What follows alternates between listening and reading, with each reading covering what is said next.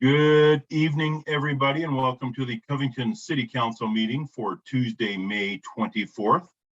This City Council meeting is being held telephonically and virtually in compliance with state executive and legislative actions responding to the COVID-19 emergency. With that, I'd like to call the meeting to order. And Krista, if you would like to please call the roll. Yes, Councilmember Soltis, I am here. Member Harjausen, Present. Councilmember Samoma, I'm here. Councilmember Porter, Here. Mayor Pro Tem Smith, I'm here as well. I too am having trouble with my camera. Sorry. thank you.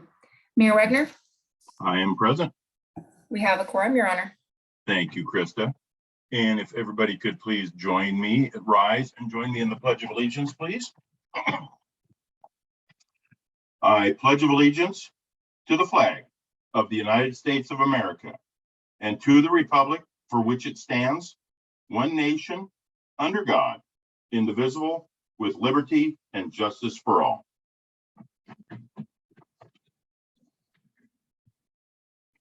Thank you all very much for that. Next is approval of the agenda. Regan, do we have any changes tonight? All right, hearing no changes, I'd look for a motion to approve the agenda as written. So moved. Second.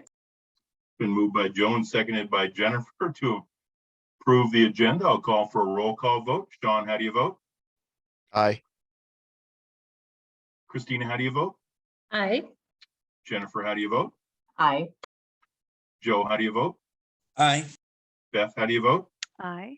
I also vote aye. The agenda has been approved as written. We have no public communication tonight. Next is our first of two public comment periods. Speakers will state their name, address, and organization. Comments are directed to the City Council, not the audience or staff. And comments are not intended for conversation or debate and are limited to no more than 4 minutes per speaker. Notice to all participants pursuant to state law RCW 42.17a.555, campaigning for any ballot measure or candidate in City Hall and or during any portion of the council meeting, including the audience comment portion of the meeting, is prohibited. Looking at those attendees in our audience, if anybody would like to address council at this time, please raise your hand. Anybody in the audience wishing to address council, please raise your hand. Seeing nobody raise their hand, this public comment period is closed, and we will have a second opportunity towards the later in the evening. This is one thing I won't miss when we go public in person.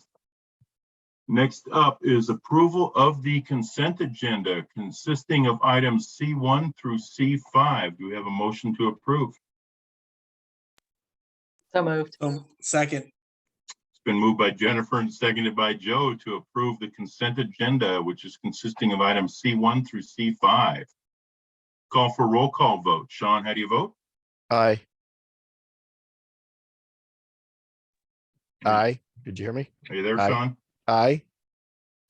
Can you hear me? Yep. Thank you, Okay. Sean. Christina, how do you vote? Aye. Thank you. Jennifer, how do you vote? Aye. Joe, how do you vote? Aye. Beth, how do you vote? Aye. I also vote aye. That's the other thing I will not miss is internet connectivity issues. And I also vote aye. So it's unanimous to approve the consent agenda. Thank you. Next is reports of commissions. We will start with the Arts Commission. And I think I saw Patty in the audience. Patty, welcome.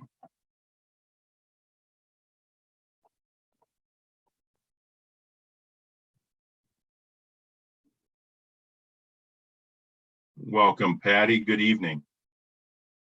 You are on mute.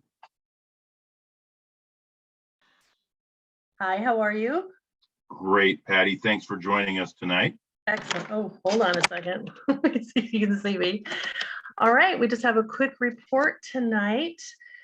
First of all, I'd like to thank you all for appointing Riley Reed and Sean Tim to the commission. They were both able to join our last meeting. It was wonderful to meet them. And they both had some great input in the meeting that we had. So I'm really excited. We were talking about the skate park and the maintenance on the skate park. We had one commissioner, Jessica, who was working on trying to find out the best way to preserve the artwork that's on the cement now. And she was able to come up with a pretty good plan, and we forwarded to the parks director for review, approval. It's mainly just a recommendation. We have one other person we're going to check with first, who's a local mural artist, and see what input he might have as well to help preserve it. The next item on our agenda was the Covington Makers Market. We were lucky enough to be sponsored for a booth at the Makers Market, and it was a resounding success. We had a lot of interaction with the public. We had a little, what do I want to call it, a seek and find kind of thing, a scavenger hunt, where we were handing out these little sheets to the children who came to the booth. They would look for very basic things around the Makers Market, and then bring their little sheet back when it was completed, and then they would get to pick an art supply. We actually had some adults participate in that as well, and be just as excited about the art supplies as the kids were.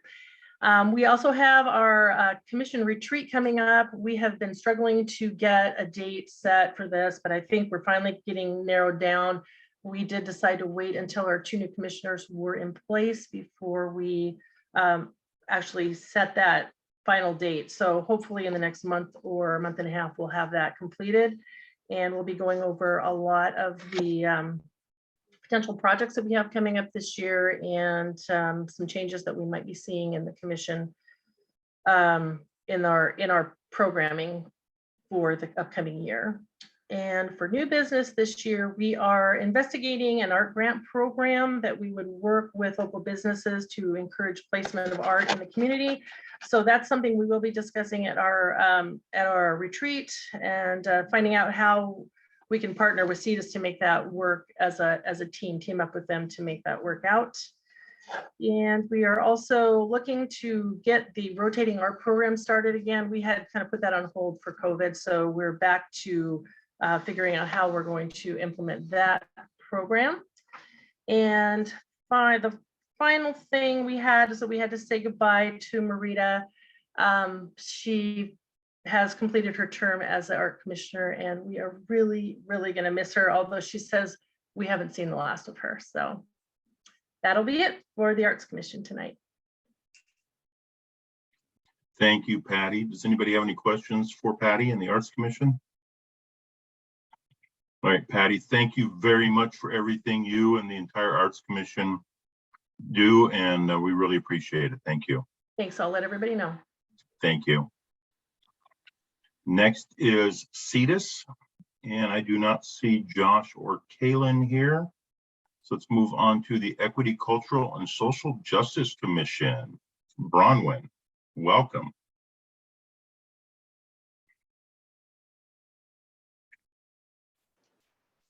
Technical difficulties. Okay, hello, good evening.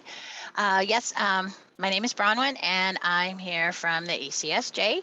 And so for this month, or this last month, we welcomed a new member as well, a new commissioner, and her name is Mary Severn, or Servin, excuse me. And she jumped right in, so we were really excited to have her, and I hope she's gonna enjoy being a part of it. So what we did was we did approve that strategic plan totally, so we are sticking with it. This coming month, we are our liaison is helping us come up with kind of our working plan and our map of how we're going to achieve these things. So we have the strategic plan, and then we have the map of how we're going to do it. So that's going to be fun that we're going to be discussing. We made some more strides in what we want to do and how we want to participate in Covington Days. So you will see us there. And then Juneteenth, people are really excited. And so I was kind of the obvious choice to be part of the subcommittee. for planning that. And we will be looking to all of you for some for collaboration, if you will. We're working with Carla on how we're going to do that. And so she will let you know, but she's offered to let us do a couple of posts for social media, talk to some community members about how they celebrate it. And she was funny because she said, well, we don't need to have really long articles. And I was like, there's really only one fact. There's really only one way it came about. It's pretty short. So it's going to be pretty easy. And we're going to try to keep it as positive. Stay out of the other stuff, obviously. But I think it's going to be fun. And I hope that it's something that the city and the commission can build up over the years until we actually have some big thing. Who knows what that's going to be. So that's what we're doing again this week or this month, is talking about that and coming up with some firm plans. Again, how we'll be representing Covington Days. And then the other thing that I wanted to mention is that, I keep doing these citizen challenges where I'm challenging us to be part of the community, not as commissioners, but just as community members.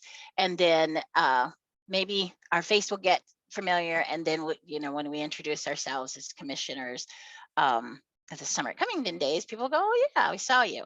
Well, one place where you saw a lot of us was at that Maker's Mart. That was so much fun. And I spent so much money, but it was so worth it. So I'm glad that we had that. And that's pretty much where we are right now. We just are trying to, now we're getting our I guess you want to say our movement, that Mayor Wagner, I told you about how everybody wants to ride the train. Nobody wants to shovel the coal. So we are shoveling the coal and we're trying to get that engine going. And so that's where we are right now. And but I think that the train is going to be leaving the station somewhere around Juneteenth and definitely in July for Covington Days. So thank you so much. And you guys have a great evening. Does anybody have any questions for Bronwyn? I just want to say, Bronwyn, that your engine is already moving. It's the little train that could, I believe is what, I can't remember the name of the book, but Yeah, full engine. you're definitely making it happen, you and the entire commission, and you're doing a great job.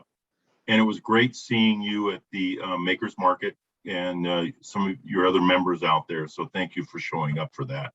And please pass on our thanks to the entire commission for all the hard work they do. And I look forward to the Juneteenth celebration and seeing what's going to happen for that. So thank you. Yeah, thank you. And thank you in advance for all of your happy faces for a possible picture that might be taken. So I'll be there. Okay, perfect. Take care, you guys. Thanks, Bronwyn. Have a good evening. Bye. Next is Human Services and Debbie Jacobson. Welcome.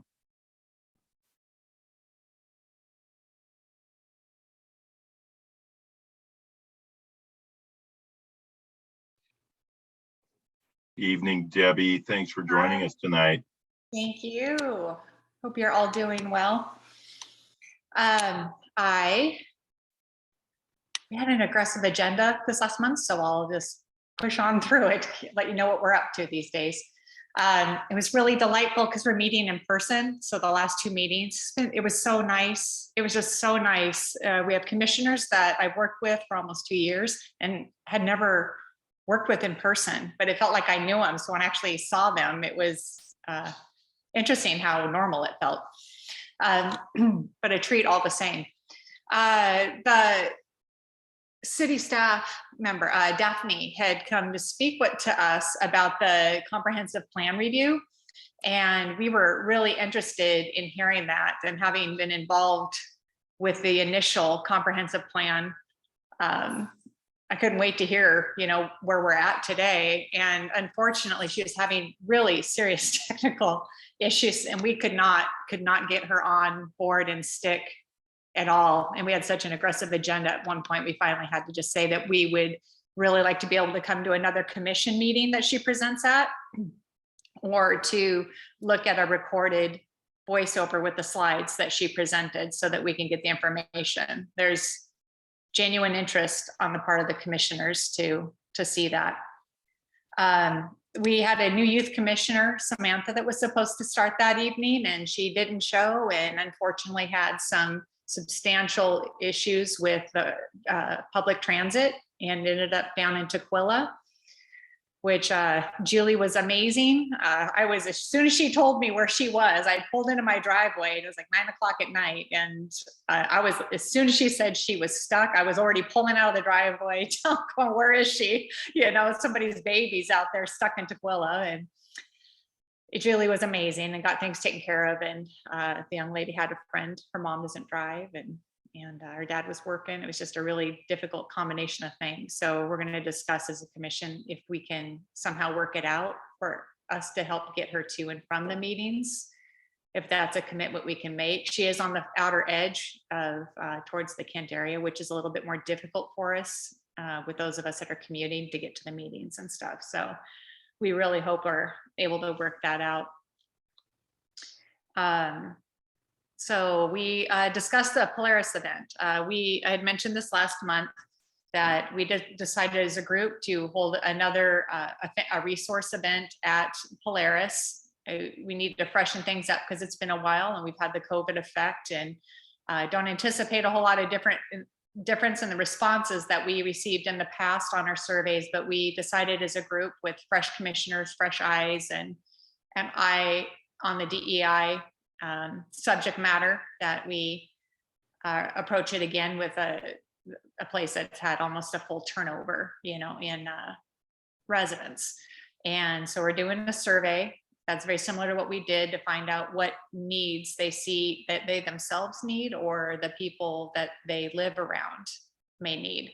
And it's a very comprehensive list by category of areas that we got responses to before.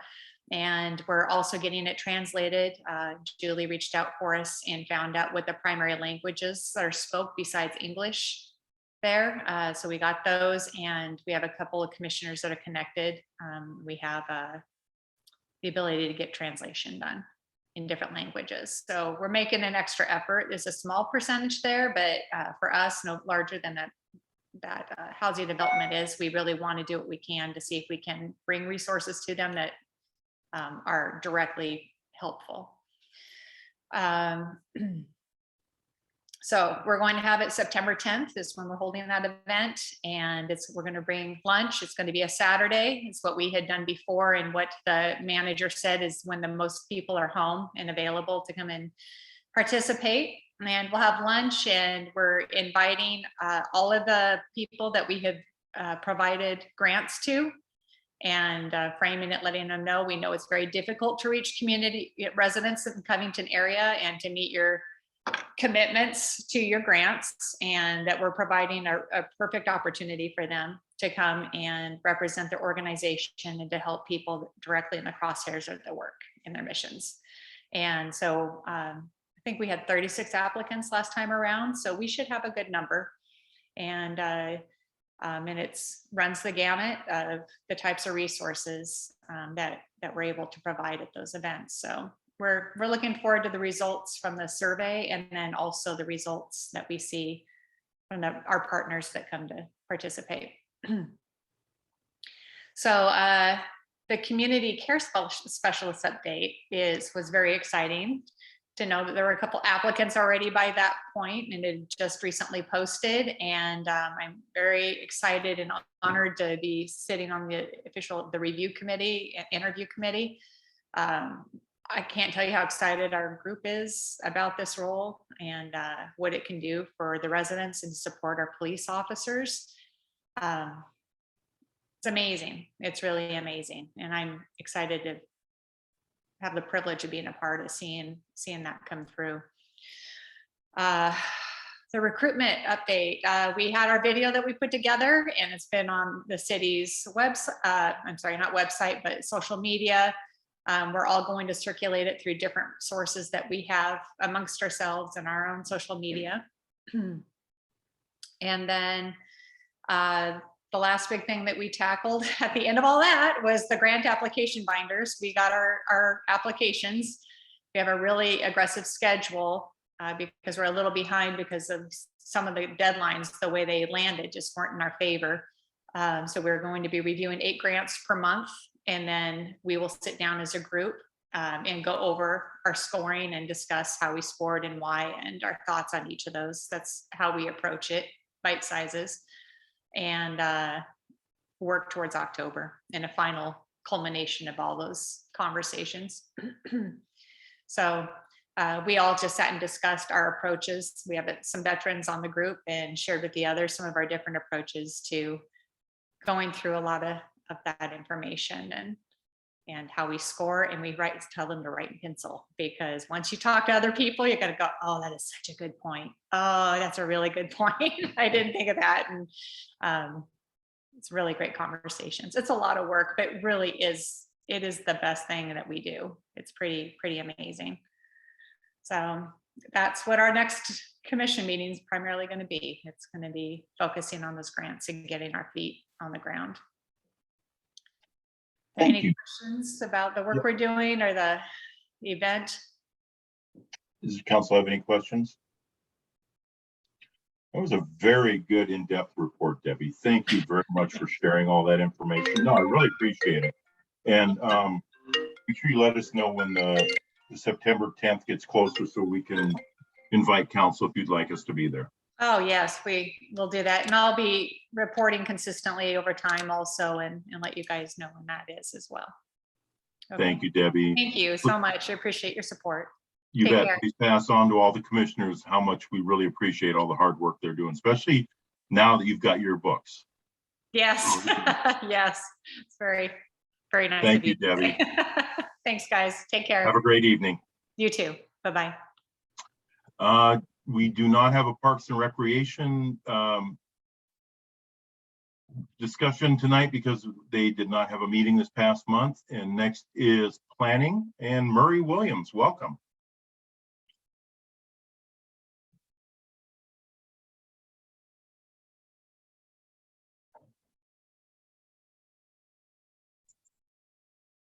Good evening. Can you hear me? Yes, welcome, Good. Murray. Thank you.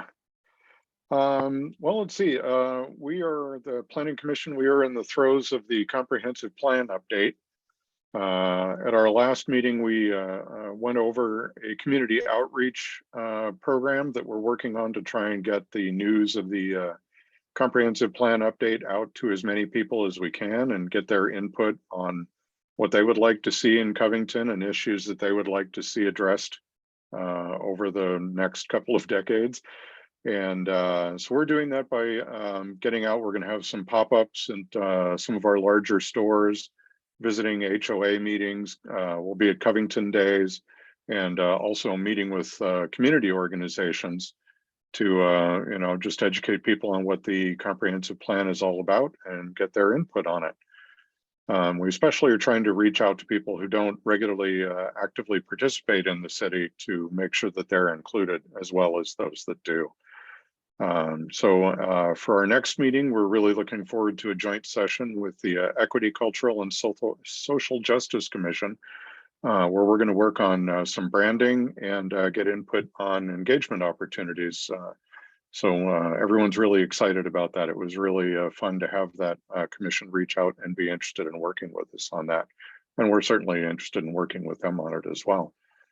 So the document continues to be updated. We expect it to be updated through most of the planning period or most of the effort period of the comprehensive plan, which will come to an end in 2024.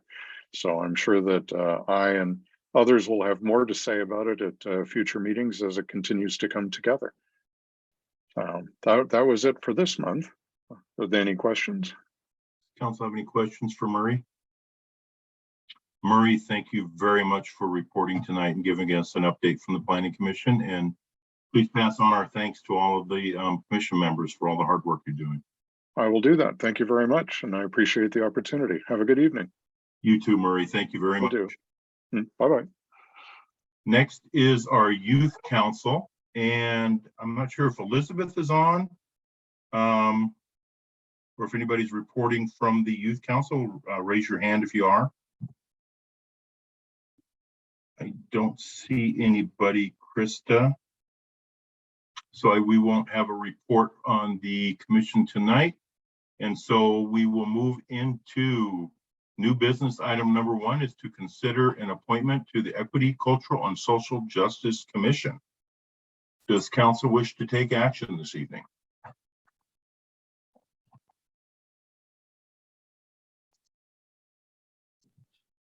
Mr. Mayor, Yes, John. can you hear me? Yeah, Yes. I'd like to nominate Lane Whitson to the Equity, Cultural, and Social Justice Commission. Second. It's been moved and seconded to fill position number 7 on the Equity, Cultural, and Social Justice Commission with a term expiring September 30th, 2023. Sean, would you like to speak to your motion? Yeah, thank you, Mr. Mayor. I just was impressed with Lane's willingness to get involved. He's only been in the community for a short period of time and already has identified places where he wants to support Covington and help make our city a better place for all. So yeah, I'm going to support his nomination to the EC. Thank you, Sean. Beth, would you like to speak to your second? Just was really impressed as well, and was particularly moved by his keen awareness of the difference between equity and equality and how that has impacts on different groups, and his genuine desire to gather info, learn about other people, and what their situations are, and how he and the commission could best assist folks, because that may not look the same for everybody. But, yeah. Thank you, Beth. Is there anybody else wishing to speak for or against the motion? All right, seeing nobody raise their hand, it's been moved and seconded to appoint Lane Whitson to fill position number 7 of the Equity, Cultural, and Social Justice Commission with a term expiring September 30th, 2023. Call for a roll call vote. Sean, how do you vote? Aye. Christina, how do you vote? Aye. Jennifer, how do you vote? Aye. Joe, how do you vote? Aye. And Beth, how do you vote? Aye. I also vote aye. It is unanimous to appoint Lane Whitson to the Equity, Cultural, and Social Justice Commission. Thank you all very much. Congratulations, Lane. I see you're in the audience. And we will reach out to you tomorrow. Next up is new business item number 2, the 2022 first quarter financial report. Casey. Good evening. I'm going to keep my camera off to hopefully keep down on the glitches here. And let me share.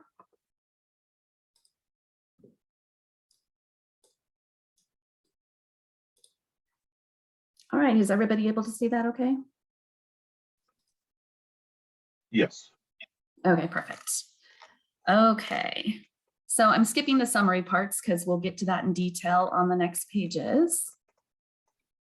So just starting out with property taxes.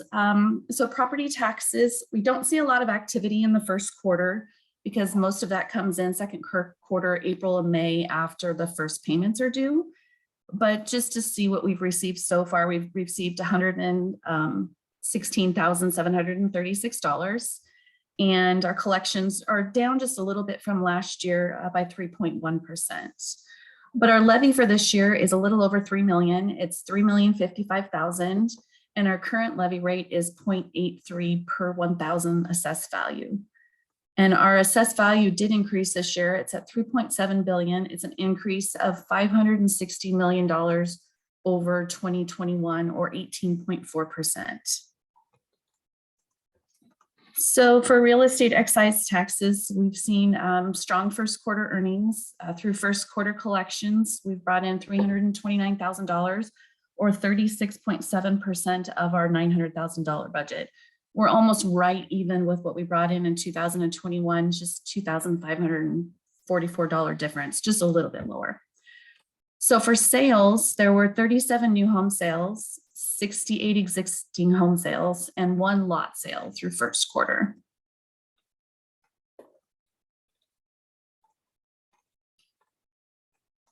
For retail sales and use taxes, so we have a couple of different portions of retail sales that I report on. The first one is the unrestricted sales tax, and that can be used for any purpose. And currently our collections are just a little over 1.5 million, or 29.2% of our budget. So coming in strong for first quarter. And if I do look at this quarter versus 2021, I can see that retail came in a little bit lower at just 0.2% lower. Construction was higher at 51% higher. Food services was higher by 20%. And all other categories were increased by 10%. So some strong reports for the first quarter. And then we have 2 other sales taxes that are restricted for use. The first one is the HB 1406, and we've currently brought in a little over $13,000, is a little bit of an increase over 2021 collections. This one we'll never really see a lot of growth in because it's capped. It's capped at our 2019 sales tax rate that we have. So it's right about $46,000 that we'll see each year. And all of that money currently is going to Vine Maple Place for rental assistance. And then we also have the HB 1590. And currently we've received 184,000. It looks like it's a huge increase over 2021, but that's only because we just started collecting it last year. For utility taxes, our first quarter is up by almost $38,000 or 6.2% over first quarter 2021. All categories have seen increases except for telephone utility taxes. It's down just a little bit over 2021. And over the years, we've really kind of that one seems to be ticking down continuously. For the general fund, our operating revenues are at 22.8% of budget. It's actually an increase over 2021 by 13.6%. Total expenditures, excluding transfers out, we're at 1.6 billion, and this is actually an increase in spending of over 2021 of 16.5% as we see some of our programs and things get back to normal. Overall, including transfers out, 11.5% of the budget has been spent. And if we look at some of the different departments, all of them are within where we would expect to see them this time of year. The only one that was up a little bit and expected to be up is the city council budget at 35.4%. And that's just because we have a lot of one-time dues and memberships that are paid at the beginning of the year. And then you'll see the rest of the quarters will kind of fall in line. For public works, we have street operations as one of the categories, and our total operating revenues are at 23.3% of budget.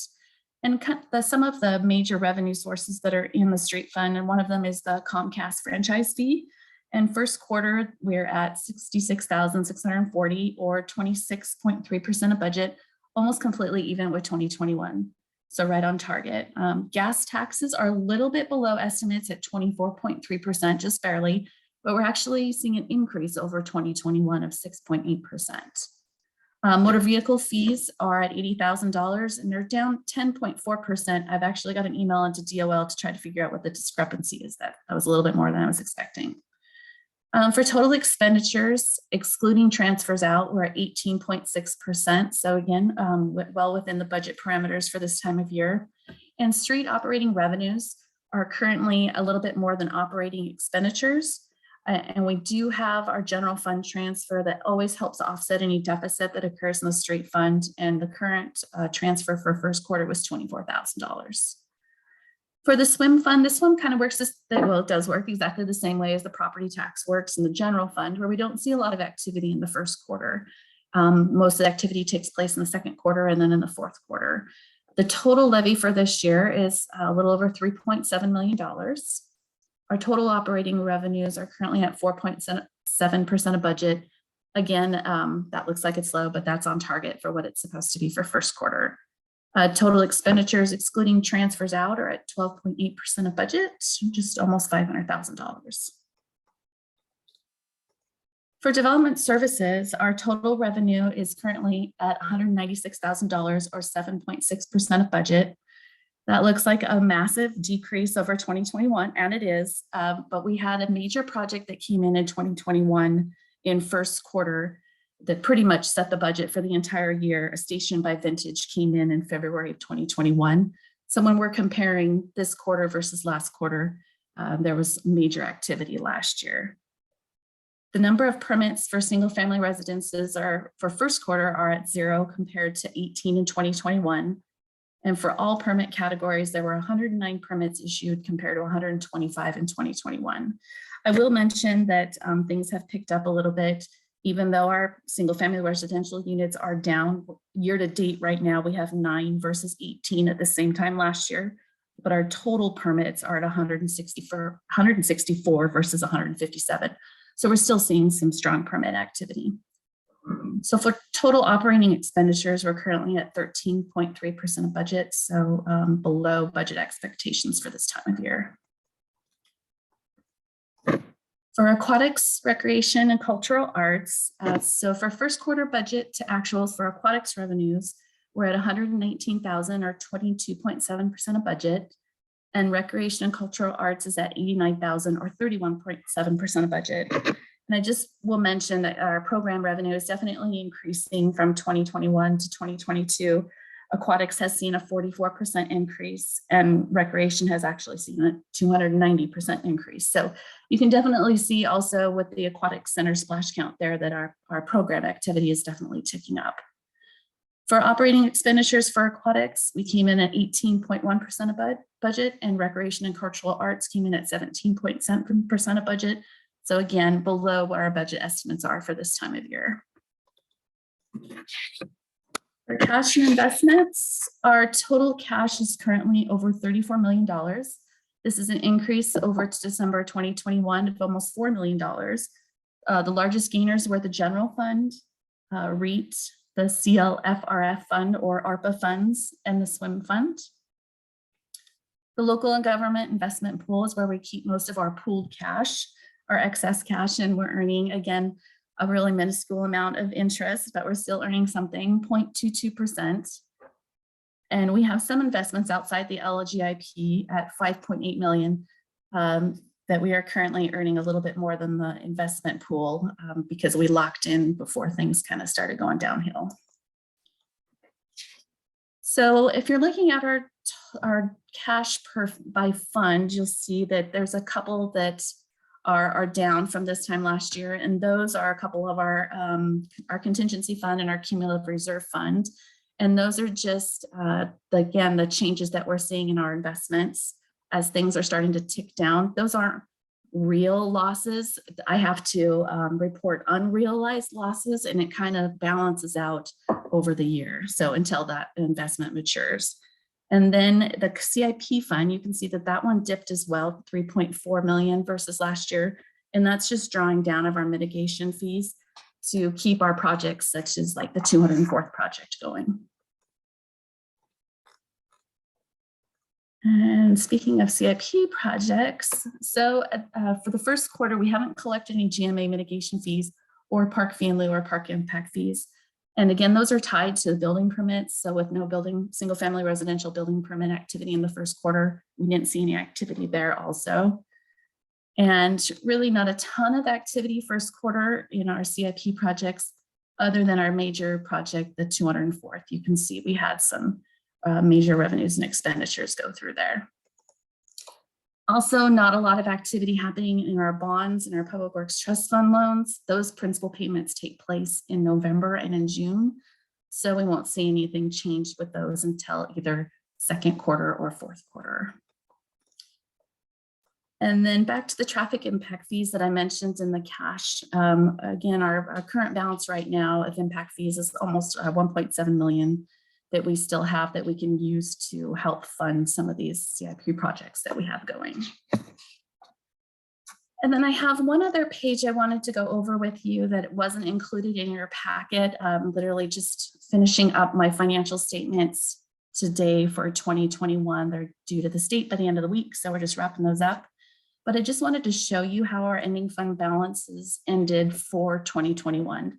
So the general fund, the ending fund balance was a little over 14 million, and that was an increase of 2.9 million. I will say this was a little bit lower than we had anticipated when we were doing our 2022 budget, but that is only because of the accounting rules that changed for the ARPA funds. And if I take the ARPA funds away, we actually increased another almost $750,000 additional based on our estimates. So for the street fund, the ending fund balance was 781,000. That was an increase of a little over $81,000. Development Services Fund, again, has a really healthy fund balance, 6.2 million, increase of 477,000. And then the swim fund's reported a little differently. It's considered an enterprise fund, so it doesn't report fund balance, it reports net position. And it looks massive at 13 million, but that's because it includes capital assets and there includes all that infrastructure that's included in swim. They did see a net position increase of 2.2 million. But generally, when I'm looking at the swim fund, I look at their cash balances. So their ending cash balance was 2.7 million, and that was an increase of almost $1 million, $997,000. So that is all I had, but I'm happy to answer any questions anybody has. Does anybody have any questions for Casey? Beth? Yeah, thank you, Mayor. Casey, the increase in the swim fund, is that due to ARPA? I seemed like in one chart ARPA or the CLR FRF was separate, but then you mentioned it affected some of the other funds as well. Is that? So when we first started the reporting on the ARPA funds, it was included in its own fund category. And the rules changed and all of those funds could then be reported into the general fund. So when we adopted the 2022 budget, we assumed that we were going to spend a certain portion of those funds, and we hadn't as of the end of 2021. So even though my fund balance looks like it's less than I was reporting in my 2022 beginning fund balance, it's actually higher if I take out the ARPA money. So the change that you're seeing in swim, the increase, almost $1 million increase, is really just deferred maintenance projects that we haven't been completed yet, and the drainage utility fee increase that took place again this year. There's, I think we have one more year of utility fee increases that were in the swim drainage model that was adopted by council several years ago. So there's just some buildup there, and those funds are scheduled to be drawn down with some CIP projects that are coming. Great, thank you. You're welcome. Anybody else? Casey, thank you for that update. And again, congratulations to you and your team for getting the GFOA Certificate of Achievement for Excellence in Financial Reporting. So congratulations to you and your entire team. So thank you and congratulations. Thank you. Thank you. I appreciate that. Okay. Thanks, Casey. Next up is new business item number 3. Consider a resolution to adopt the 2023 to 2028 6-year transportation improvement program. Bob, you doing that tonight? Or is that Dawn tonight? Bob, there he comes. I think he's coming. Oh. Good evening, Bob. Good evening, Mayor and Council. Am I sideways? Yes. Oh, That's okay. Helps me work on my neck muscles. Are you on the space station? I can't even see myself. Am I good now? Your camera's off, but you're fine, Bob. Go ahead. Okay, tonight we'd like you to consider a resolution adopting the 6-year tip for 2023 to 2028. We updated the priority list. We put the Covington Way and Southeast Wax Road project as number 6, as you advised in our public hearing.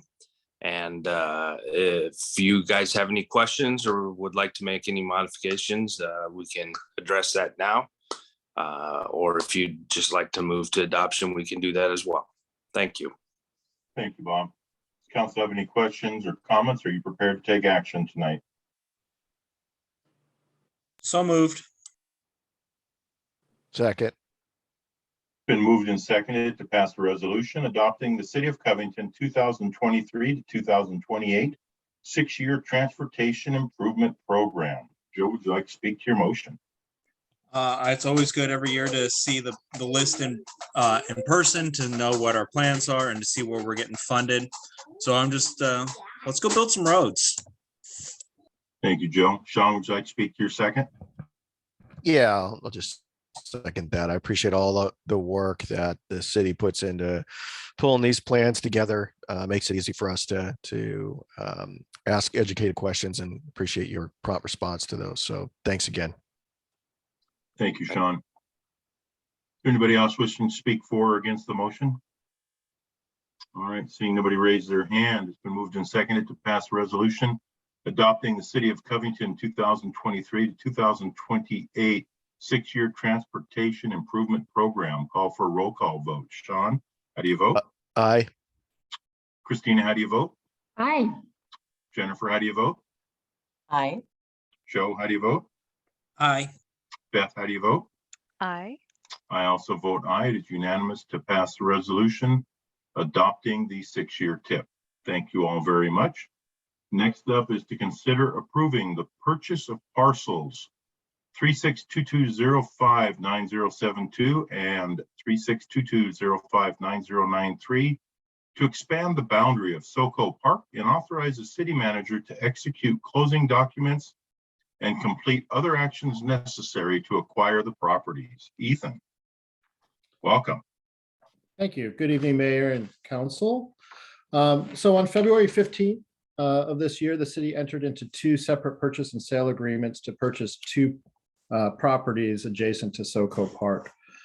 These 2 parcels were listed for sale on the open market and are in the city and are in the area of the city where developable land is in high demand. So the city acted quickly to get purchase and sale agreements in place. But there is a contingency provision that allows the city council to approve or not approve these purchases tonight. So that's that kind of action before the city council. These 2 properties are, as I mentioned, adjacent to the existing SoCo Park. The purpose of the acquisitions of these properties would be to expand the boundaries to create a larger contiguous park property that would provide more area for features such as open lawns, trails, play spaces, park shelters, restrooms, parking, and whatnot. The parcels will also provide protection of the environmentally sensitive areas associated with Jenkins Creek, and would also provide for a vital segment of the future Jenkins Creek Trail that will run through the city.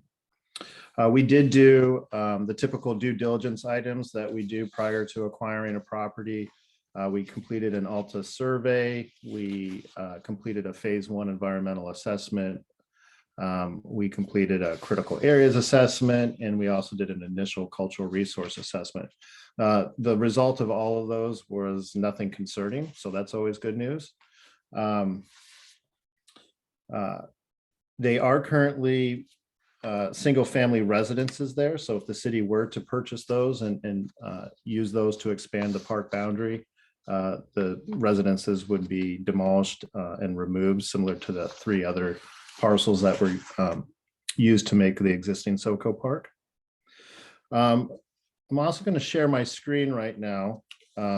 There was interest to understand what we could potentially put at this site. And so we have some very high-level concepts that we can share tonight. We're not really looking for decisions on what to put on the site tonight, but it does kind of will serve as kind of an illustrative example of what we could fit on the site were the city to purchase these 2 properties. So the first slide I have here is just showing the existing parcels and the master plan that was approved earlier this year. So that's just kind of for reference. I'll quickly skip to the next slide. And you can see on the right-hand side, there's kind of an orange rectangle, and that kind of outlines both of the two new properties if they were to be added to the park. This area kind of shows, an expanded trail section. It does show an off-leash dog area. And it also shows a larger parking area than the initial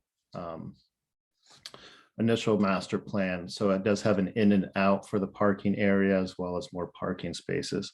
So all of that would be, something that would be more possible with the addition of these parcels. I do want to give a little bit of information about how large is this off-leash dog area, and would it be meaningful, or how would it work?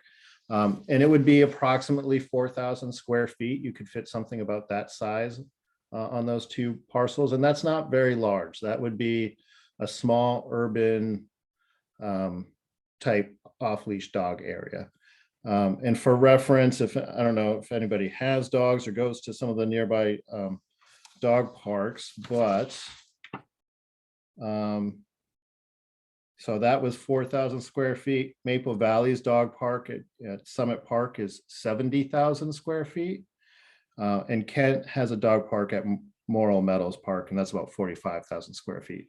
So this probably wouldn't solve a dog park, where people would go as a destination to take their dogs and pets and meet people, but it might serve the neighborhood if you put a dog park there. So then other alternatives, they're not as fancy a graphic, but we do have some sketches that we can kind of show. If you weren't to put a dog park there, you could put some sort of multi-use sports court, and that's 120 by 60 feet. You can certainly, tailor it to whatever type of sports you wanted, or keep it multi-sports. And you can kind of, again, see that we have this parking lot that's expanded on this version. And then pickleball is also something that is gaining popularity. I'm sure everybody's heard. I think it's the state sport now. And so here we have a version that shows a couple pickleball courts and expanded parking.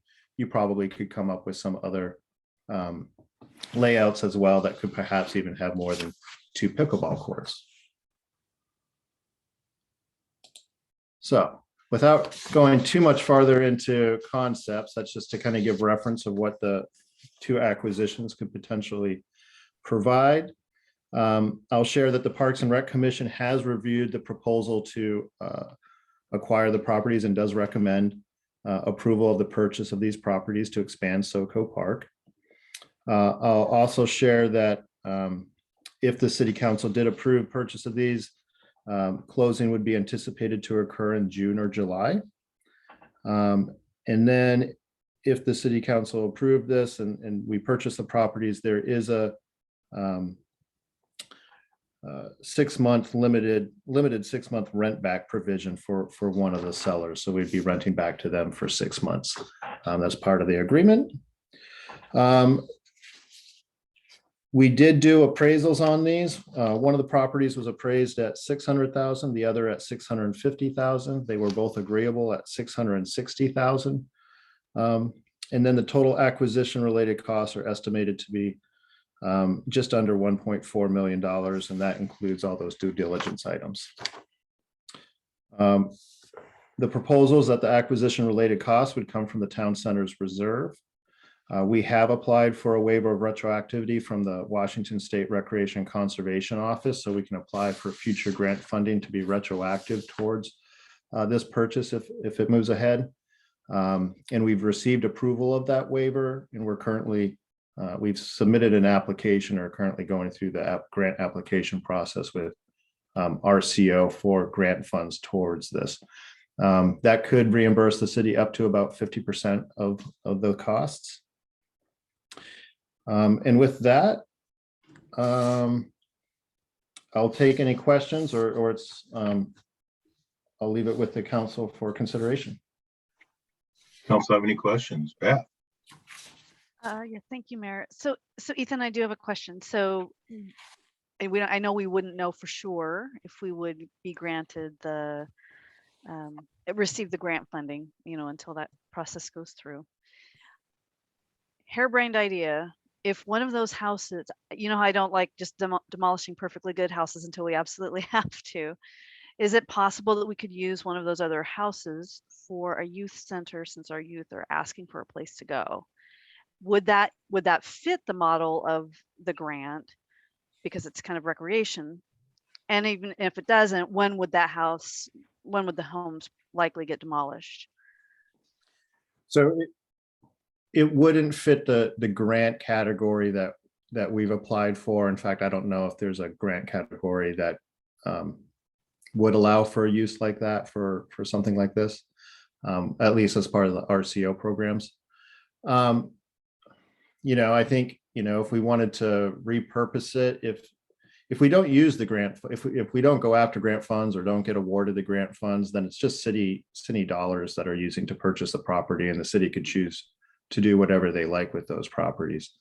You know, single family Wondering what the residences. timeline might be for demolishing, assuming everything moved forward. If it's going to be a year or 2 years. It would, honestly, we haven't really mapped out that far. It could potentially be towards the end of this year or early next year. Okay, all right. If we were moving as fast as we could on it. Right, okay, great, thank you. Thank you, Beth. Anybody else have any questions for Ethan? This council was to take action tonight. We have before us tonight a option to approve the purchase and sale agreement for parcels 36220-5-9072 and 36220-5-9093 to expand the boundary of Soco Park and authorize the city manager to execute closing documents and complete other actions necessary to acquire these properties. So moved. Second. Been moved by Jennifer and seconded by Beth to approve the purchase and sale agreements. Jennifer, would you like to speak to your motion? Yes, even though it's a little more money than I like to spend, it is critically important that we secure as much land as possible within our community. And this is the perfect location in an up and growing part of our town where we wish to continue having a presence to keep the downtown vitalized and to keep those residents in densely populated areas access to green space. Thank you, Jennifer. Beth, would you just like to speak to your second? Jennifer stated everything I was thinking, so. Great. Thank you, Beth. Anybody else wish to speak for or against the motion? It's been moved and seconded to approve the purchase and sale agreements for parcels 362205-9072 and 362205-9093 to expand the boundary of Soco Park and authorize the city manager to execute closing documents and complete other actions necessary to acquire these properties. Call for a roll call vote. Sean, how do you vote? Aye. Christina, how do you vote? Aye. Jennifer, how do you vote? Aye. Joe, how do you vote? Aye. Beth, how do you vote? Aye. I also vote aye. It is unanimous to approve the purchase and sale agreements to expand the boundary of Soco Park. Thank you all very much. Next, we will move into new business item number 5. Consider an ordinance approving a petition to vacate approximately 150 square feet of right-of-way associated with 204th Avenue Southeast, located between Southeast 265th Place and Southeast 269th Street. Selena, welcome.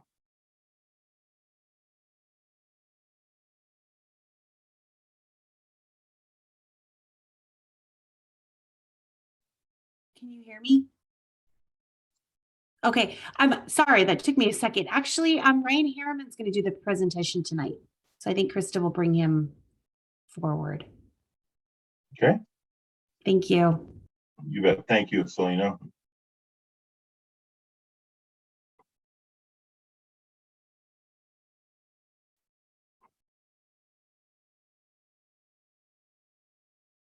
Welcome, Ryan. Everybody keeps moving on my screen. No, it's terrible. Good evening, Mayor and Council. Ryan Harriman, Planning Manager, City of Covington. So this agenda item might be familiar to all of you as you You talked about this in March when you passed a resolution setting the public hearing to hear the petition to vacate the 150 square feet. The hearing examiner held a public hearing on April 22nd, in which he made a recommendation to the city council to approve the street vacation petition for Curtis Lang Homes, which is also known as Integrity Homes. This is 150 square feet approximately of right-of-way that was associated with the Covington connector or 204th Avenue Southeast. This is a remnant parcel or a remnant piece of right-of-way that was associated with the Terrace subdivision. And this is on lot 11 of the Terrace subdivision, or what would be lot 11 of the Terrace subdivision.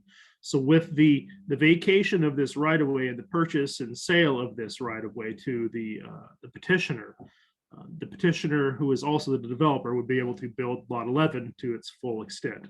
So just to give kind of a little bit of history on this, if some of you may or may not remember how this all came to be back in, I think it was 2019, when the city went out for right-of-way acquisition. So in the blue sheet that was provided, it was talked about how the city spent $17,540 on, right-of-way, but then also part of that is a 5,488 square feet of temporary construction easement, site improvements consisting of trees, shrubs, ground cover, asphalt, and address markers. That was for the restoration and disruption and full frontage improvements along 204th Avenue. So the actual purchase for the land that we bought back in 2019, 2020 was $525.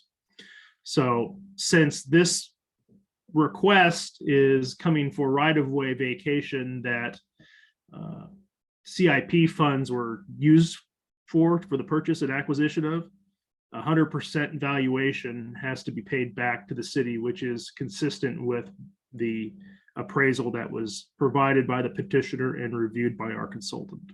With that, I have nothing further to provide. I'm going to turn it over to the council for your decision. Council have any questions for Ryan? Seeing nobody raise their hand, does council wish to take action? Before us is the option to pass an ordinance approving the petition to vacate approximately 150 square feet of right-of-way associated with 204th Avenue Southeast, located between Southeast 265th Place and Southeast 269th Street, subject to the conditions in the hearing examiner's recommendation to the city council dated May 4th of 2022, and directing the city manager to enter into a purchase and sale agreement with the petitioner for purchase of the vacated right-of-way.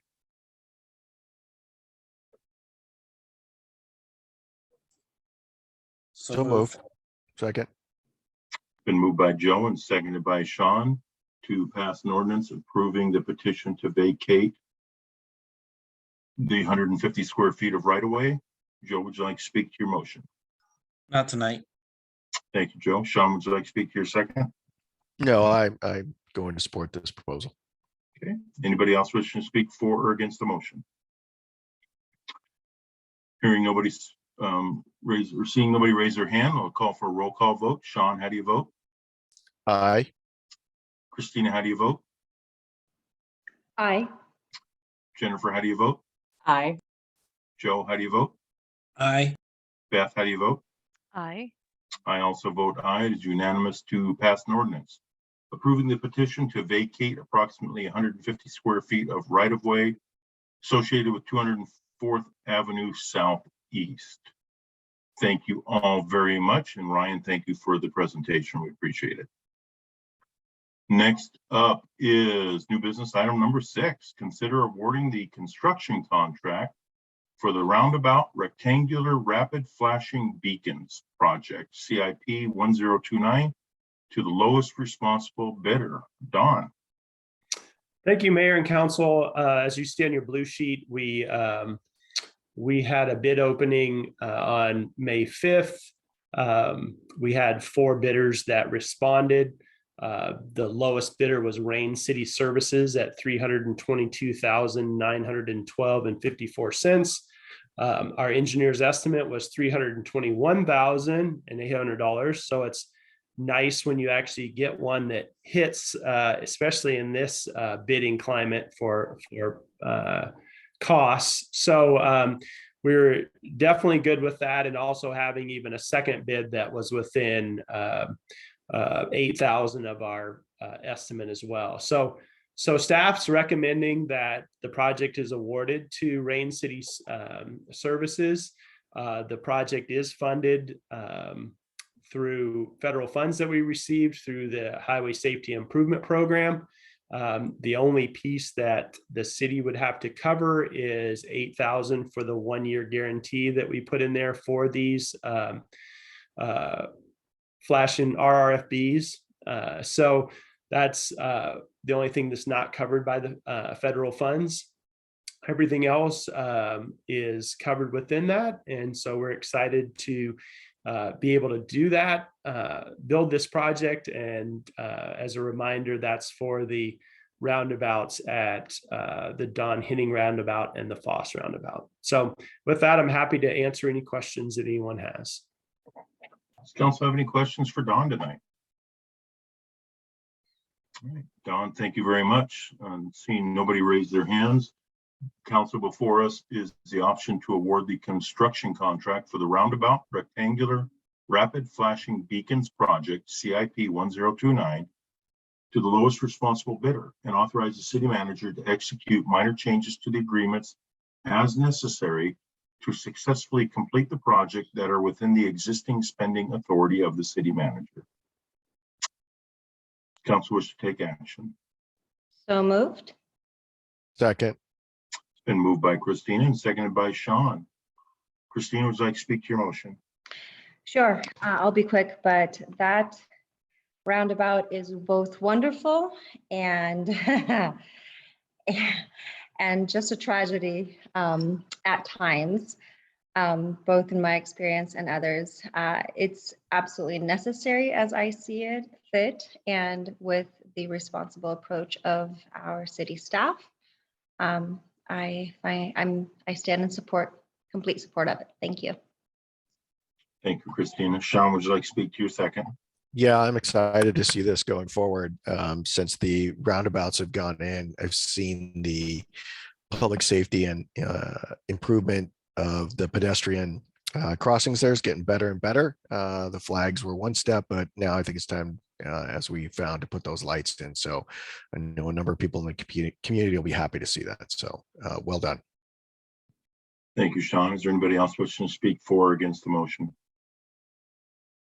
All right, seeing nobody raise their hand, it's been moved and seconded to award the construction contract for the roundabout rectangular rapid flashing beacons project CIP 1029 to the lowest responsible bidder, and authorize the city manager to execute minor changes to the agreements as necessary to successfully complete the project that are within the existing spending authority of the city manager. Excuse me.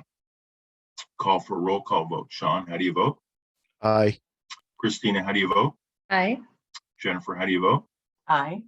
Joe, how do you vote? Aye. Beth, how do you vote? Aye. I also vote aye. It is unanimous to award the construction contract. Thank you all very much. Don, thank you for the presentation. Thank you.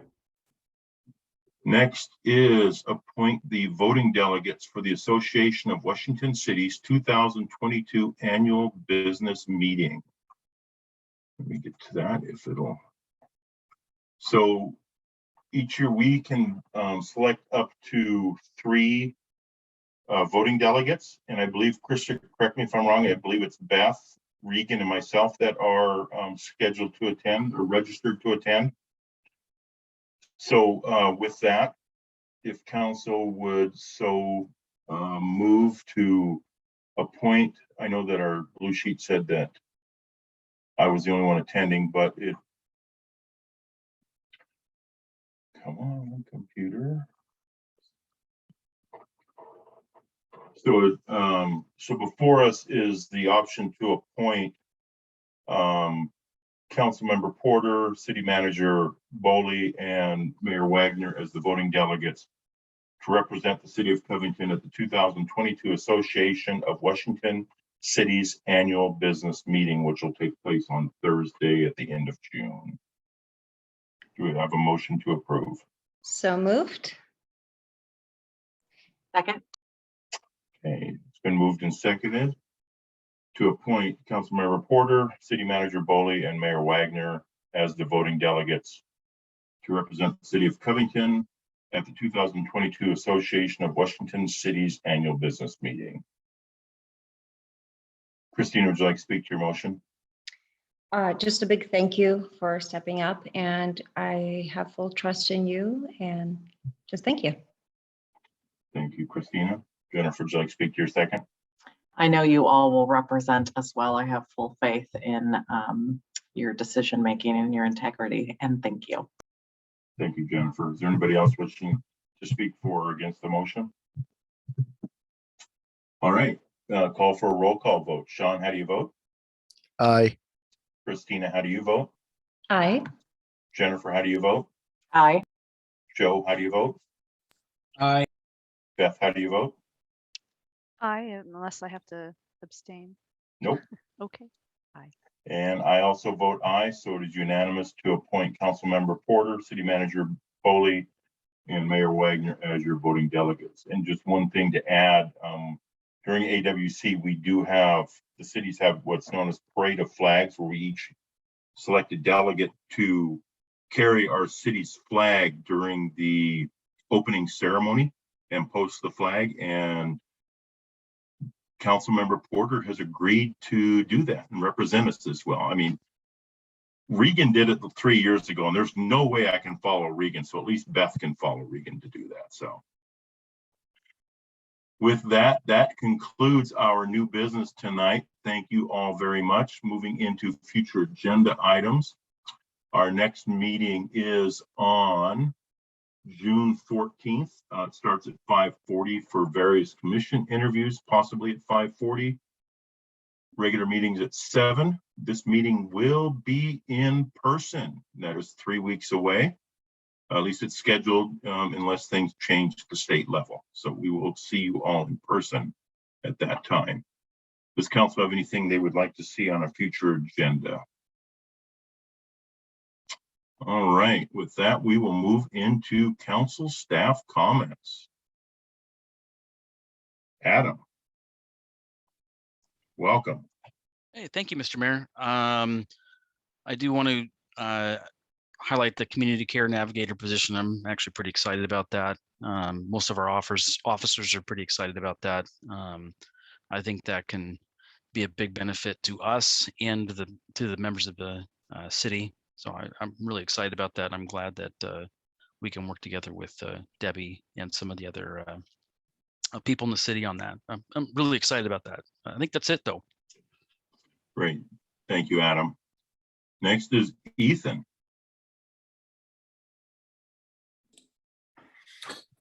Just one item to follow up on. Following the approval for those acquisitions, we will need to update our master plan for SoCo Park. I think one option is just to leave that to the Parks and Recreation Commission to do a review with our consultants and make a recommendation that would come back to council. And so that's kind of how we'll be moving forward, unless the council would prefer some other process. So, and that's it. Is council fine with that, with what Ethan suggested? Thumbs up. Great, thank you. I'm good. All right. Good with it. Thanks, Ethan. Don. Nothing tonight. Thank you. Thank you, Don. Selena. Good evening, Council. Just a couple things I want to follow up on. One, the report out from Human Services. Just to follow up that community development is in fact doing our roadshow right now, and we will make sure to bring that commission along with us in future. We are also having internal discussions about our ability to do kind of a recorded version that we can plop onto our website. So we've been working with Carla on the engagement plan. There is a lot that's coming out of that public engagement plan for the comprehensive plan journey that we're going to be on for the next 32 months, roughly. We will be bringing that document back to the council just to brief you on that. It is really early in inception, and last week's commission meeting was really our first time diving into it. So there's a lot more to come there. The other thing too that I just also wanted to mention was that Chair Williams mentioned the joint Equity, Culture, and Social Justice Commission meeting. That is something that we are evaluating and going to be putting an agenda workshop together for, but that probably will actually land more in July. We're meeting internally in the next few weeks to kind of figure out what that's going to look like to come up with our brand and tagline for Covington's comprehensive plan update. So I'll brief Regan on that kind of once more staff has our heads wrapped around that, and he can report that back to the council because everyone will most likely be invited. Thank you. Thank you, Selena. Casey. So you may have already read this in your weekly update, but I just wanted to give another an update of what's going on with some of the ARPA funds. So for the Human Services funds, during the 2022 budget workshop that we had last year, council allocated $450,000 to use towards human services programs. And I just wanted to give you an update that to date, the city has spent $50,000 towards the minor home repair program. So that's been a big benefit because those minor home repair program dollars that we normally get from CDBG have really been delayed this year. We actually won't see them, I believe, until June or July. So we've kind of backfilled that gap, that hole that we've had, and been able to help out a lot of folks. Julie has been able to keep those dollars flowing. So the other thing I wanted to mention was that our plan is with that $450,000, well, the 400 that's left is since the ARPA rules again have changed and they are a lot less restrictive now. What we were able to do is during the budget workshop, we had talked about having the Human Services Commission allocate those dollars, and we decided not to because there was just too many different rules with the ARPA money. There was just too many different restrictions, and it was a whole new program that they would have to learn. Well, that's no longer the case. Those dollars can be treated just like any other general fund dollars now. We can use them for any governmental service. So what the plan is they're just getting ready to start their funding cycle, their 2-year funding cycle that will be for 2023 and 2024 allocation. And the plan was for staff, our finance staff, to try to get out $100,000 this year, to try to get some out to our human services providers, and then let the Human Services Commission allocate the rest of those funds during their normal funding cycle. So you might have already seen that during the weekly update, but I just wanted to get that out to you again. I'm going to be doing maybe a little presentation to the Human Services Commission so they understand exactly what's happening and exactly those funds that they have available to them. And just at first glance, when we just kind of thumbed through their binder that they just got, they have more need than even dollars that we have. So I don't think it will be hard for them to spend those dollars. But anyway, I just wanted to give you guys an update on that. Thank you. Thank you very much, Casey. Regan. Thank you, Mr. Mayor. I wanted to give the council just a quick update. We've talked about the mobile mental health van, which we are excited to be brought to Covington. Unfortunately, there is going to be a delay in that due to, of course, staffing shortages, especially with mental health professionals going around the region right now. So we're continuing to work with Valley Cities, and hopefully soon they'll be able to staff that mobile van, and then we'll be able to get it in Covington. But right now, we're just in a holding pattern. I also wanted to give some unfortunate updated numbers. At the last council meeting, I shared with council that we received some numbers from King County Sheriff's Office that our contract would increase by about $450,000 next year. They refined those numbers and got back to all the contract cities. And so for Covington, it was a 3-year projection. So in 2022, it's anticipated our increase will be about 92,000. In 2023, the increase over 2022 will be 660,000. And then in 2024, it's an additional 270. So all in all, over those 3 years, it's about $1 million increase. I have been speaking several times with multiple contract city managers. We held an emergency meeting because we're all seeing 15 to 20% increases, which is absolutely unsustainable. So we have a meeting set up with the sheriff and the contract city managers administration with the sheriff's office, and we'll hopefully be able to find some mitigating ways to figure these kinds of things out. Are there ways to cut costs as opposed to continuing the increases? So that's coming down the pipeline. That's a serious budget increase for us. So I will keep council in the loop as we go through those conversations and after we speak with the sheriff's office personnel. That's all I have. Thank you, Mayor. Thank you, Regan. Look forward to hearing future updates on that. Thank you. Mark. There's no executive session tonight, and I have no further report. Thank you. Great news about no executive session. Thank you. Krista. No updates from me this evening. Thank you. Thank you, Krista. Sean. Yeah, thank you, Mr. Mayor, and I appreciate everyone's understanding while my camera seems to be acting up. Just quickly to update the council on a tour that I took of the landfill. It was very eye-opening. I went both with my Covington hat and my Department of Ecology hat on. Learned a number of things about the management there.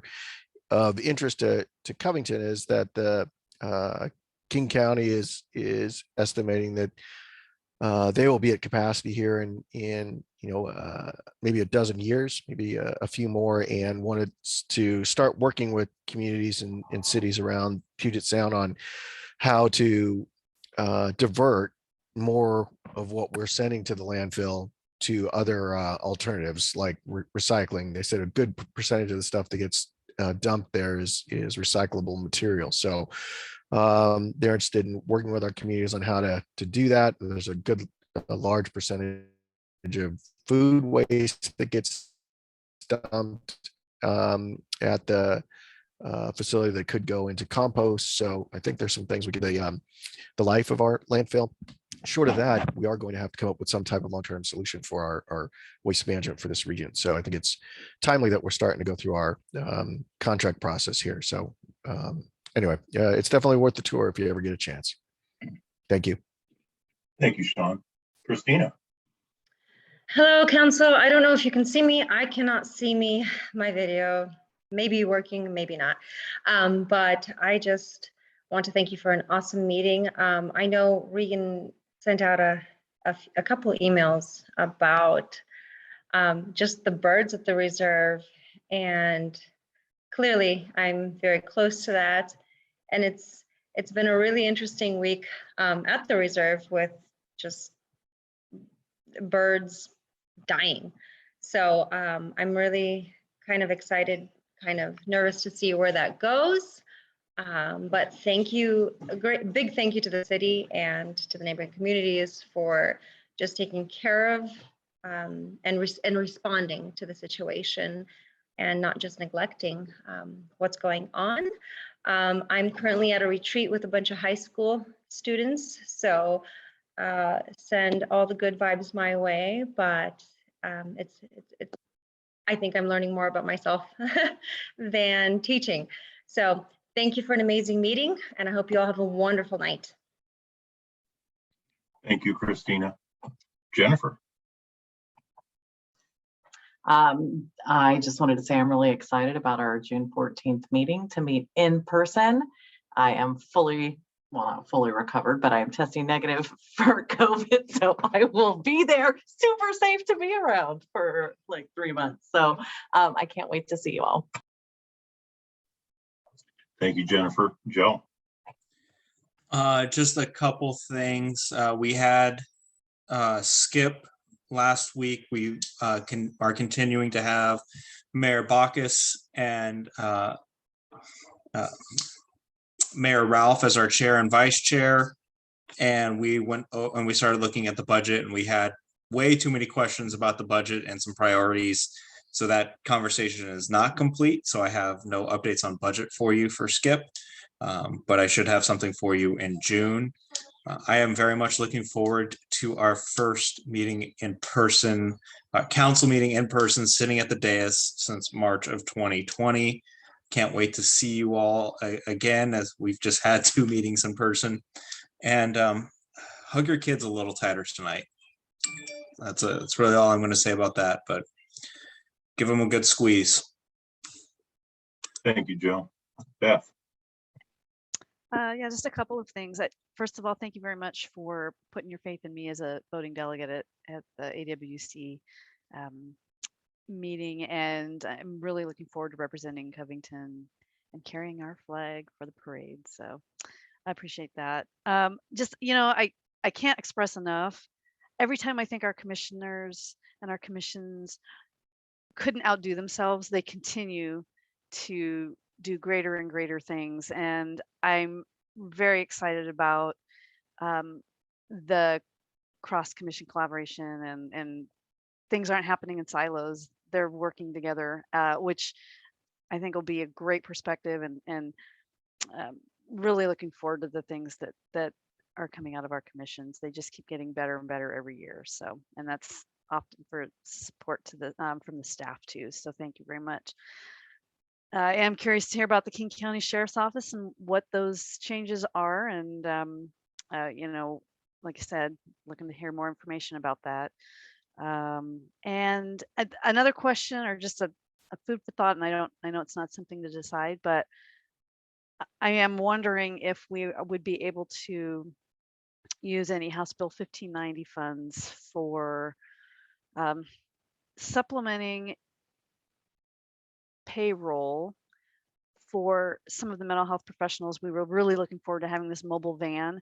And I know one of the things that came up in one of the county mental health meetings that I went to was that pay was a really big deal, or these folks that are doing this type of work are not really getting the pay band for people is not in relation to how much work they do. And I'm wondering if there's an opportunity to help support, because it is it is mental health, and it could potentially help people get out of homelessness. So I'm wondering if 1590 funding might be able to help better our odds of bringing a van or some additional support resources to our city. But that's all I have.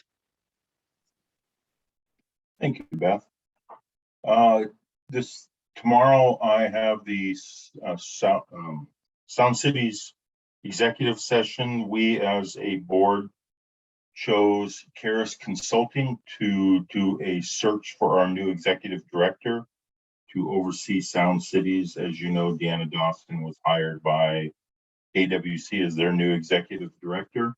And it just so happens that Karis Consulting had the best presentation, and they're also the same search firm that worked for AWC that hired Deanna. So it's fitting, and it'll be a great group. We have more updates tomorrow during our executive meeting. Thursday will be the annual meeting for Puget Sound Regional Council. Thank you for allowing me to represent the city as your voting delegate as we go through our annual meeting update. And then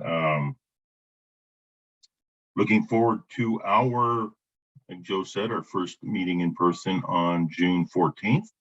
And I know that Krista and Mason are going to be very busy getting overseeing the installation of all the equipment that's going to be put in starting, I believe, June 1st. So that'll be nice to see all that moving forward. That's all I have for tonight. So that brings us to our second public comment period. Speakers will state their name, address, and organization. Comments are directed to the city council, not the audience or staff. Comments are not intended for conversation or debate and are limited to no more than 4 minutes per speaker. Notice to all participants pursuant to state law RCW 42.17a.555. Campaigning for any ballot measure or candidate in City Hall and or during any portion of the council meeting, including the audience comment portion of the meeting, is prohibited. Is there anybody in the audience wishing to address council this evening? Please raise your hand. Anybody in the audience wishing to address council? Seeing nobody raise their hand, this meeting is adjourned at 8:30. Thank you all very much. Have a very good evening and a very good weekend. Thank you. Good night. Thank you. Bye-bye.